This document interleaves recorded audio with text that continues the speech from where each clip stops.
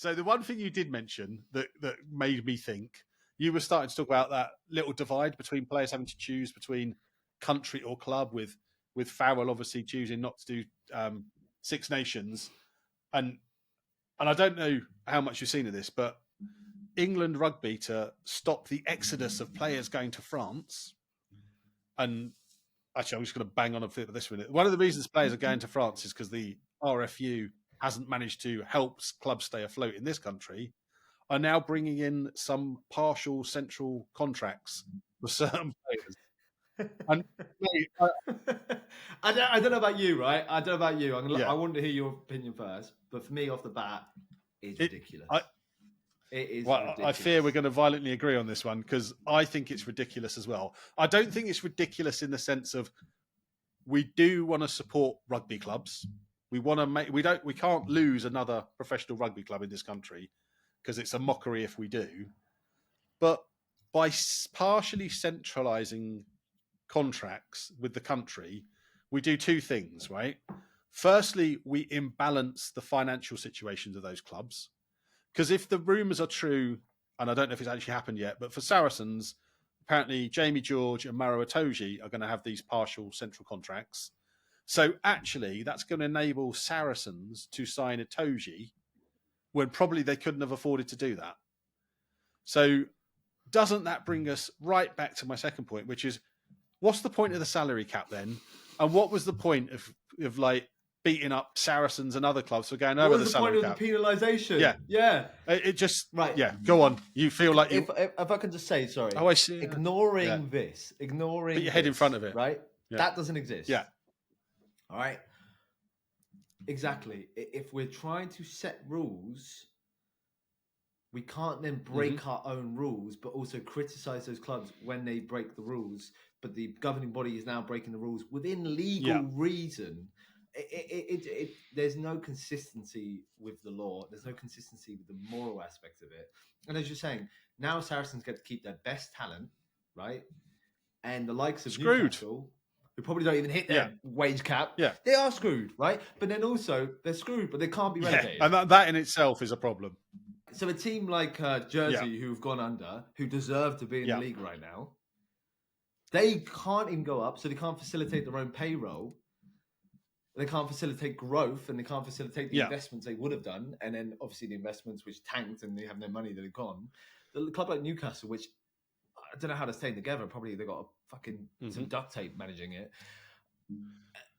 They're just going to stay in this perpetual state of just nothingness. Yeah. Limbo, near death. And who's going to go and watch that?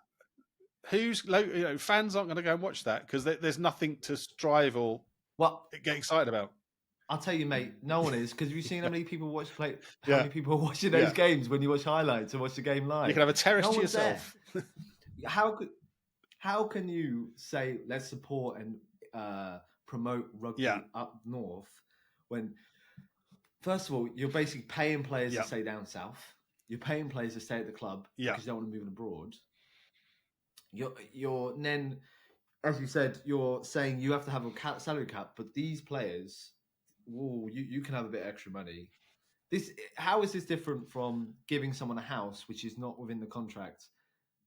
Because everyone else didn't sign this. Right, the best way to say it is no other club signed the contract and signed the agreement to be like, well, here's our salary cap, in the knowledge that they would handpick players who they'll give money to. The RFU would give money to for the club. They didn't sign that. So they've, within my mind, they've broken that contract because they've added an addition. Yeah. But they also, and then they can't support, as you said, clubs. So if they can't support clubs, they can support individuals. Are we not doing what we kind of just said? We're taking away ownership of clubs from fans because we're giving it into the hands of individuals, which the fans or clubs don't have influence over. It's almost mafia. That's a good way of looking at it. Yeah. I mean, it seems to me like a just total knee-jerk reaction to, oh gosh, 5 or 6 or 7 or 8 or maybe 9, 10 players have gone to France. And again, because of the rules we've imposed upon ourselves, we can't pick them for England now. So first of all, solve that problem by going, do you know what? We can pick anybody for England. We might choose not to pick a player who's in South Africa because that travel's insane. But you can get from Paris to London probably quicker than you can driving down from Newcastle. So I don't think we should be ruling out the players who are in France anyway. They should still be considered for England. And RFU are worried about the player drain to France. Well, they've created it. They created it by not helping the club stay afloat. So I think this is a completely knee-jerk thing that benefits the richer clubs anyway, or the better clubs, because they're going to have all the players that England will want. And I think it makes the game less sustainable than it does more sustainable. And I think as well, you're going to create, unless, the people and the fans really look at RFU and go, hang on, this is your mess up here. You're going to perpetuate a unfair bias against clubs, right? That are good. So Saracens say someone like Marcus Smith could leave. You're just going to have everyone looking at them going like, well, your favoritism. And clubs like Worcester, Worcester. RIP, yeah. But I guess that's true actually. Clubs like Worcester, Wasps, London Irish, Newcastle, Gloucester, they're all going to be like, well, yeah, you lot are getting preferential treatment because you already have people probably want to move to your place more likely because it's London. More foreign players will want to move there. They can pay for these foreign players while the English players can be paid by RFU. I feel like we're slightly going in a circle here, but it's because it's so mad. Yeah. It is, as you said, short-sighted. And look, I will probably always never agree with Rog Baxter. Yeah, just it's personal. Yeah, just how it goes. The fact he's saying we have to keep the players within the domestic league, I think that makes even less sense. I agree. Because I agree. If we allow players who have natural growth and could better their game elsewhere, which will bring that into the English league, I think you allow more English players to fill in those spots for those English clubs because they'll have lower wages, so they'll be within the cap, so we don't have to do this all favoritism floating around. When you allow more homegrown talent to have time, especially when there's less time to play because there's less games. And also, you have more time to play because we've already now found out that they're not going to be playing during the Six Nations, right? So you're going to have all your best players playing during the league season who then go to Six Nations and then come back and play again. Where is the growing players going to have time? Yeah. Because they're not playing now when the Six Nations going.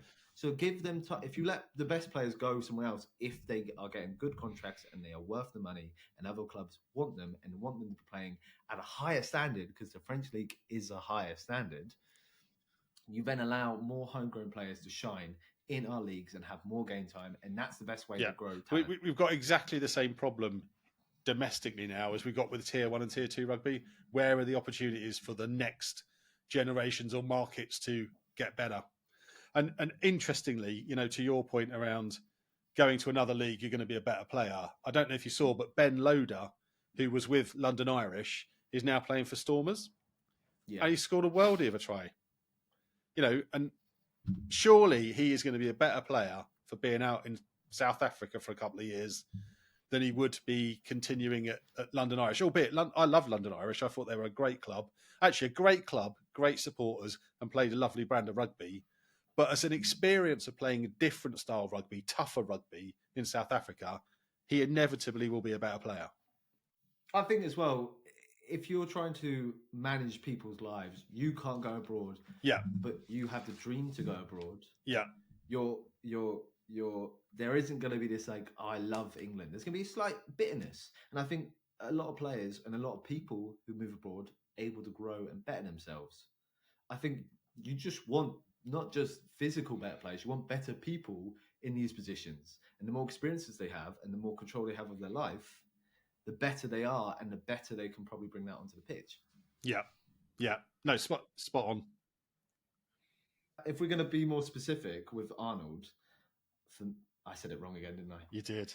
Yeah. Help me Henry out. Arundel. But the good news is he's signed for a couple of seasons now. So you won't have to say his name for 2 years, all right? Yeah, forget him, eh? Arundel. For me personally, I think that is the best move he can do because I think he's going to develop more as a player when he's able to focus on his game for a club and a club who have big ambitions Yeah. than he would if he's kind of in and out of his England side. I'd rather see him have 2 solid years of development in that side where he's playing with a lot of great talent and in the best league probably in the world right now. Yeah. Coming into the England side in 2 years' time, maybe he comes back, maybe he signs for one of the big clubs over here. And he's going to be a better player than I think if he stayed in the English league and kind of was in and out of the squad. I think he will be a better player for that. And I think he's made the best choice for him. I agree. I mean, there's obviously not much love for him in the England setup. So go away, play in Racing for a few years, and be ready for when Andy Farrell comes in to look after England for the 2031 World Cup. And he will help us win it that year. He will help us win it.